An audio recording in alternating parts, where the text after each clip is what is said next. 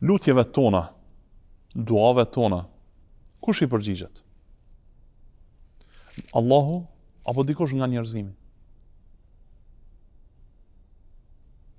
Lutjeve tona i përgjigjet vetëm Allahu. Amman yujibu al-mudtarra idha da'ah, apo ai i cili i përgjigjet atij që është në vështirësi kur ai e thret. Wa idha sa'alaka 'ibadi 'anni fa inni qarib ujibu da'wata ad-da'i idha da'an. Kur të pyesin robët e mi për mua, vërtet un jam i afërt. Un jam shumë afër.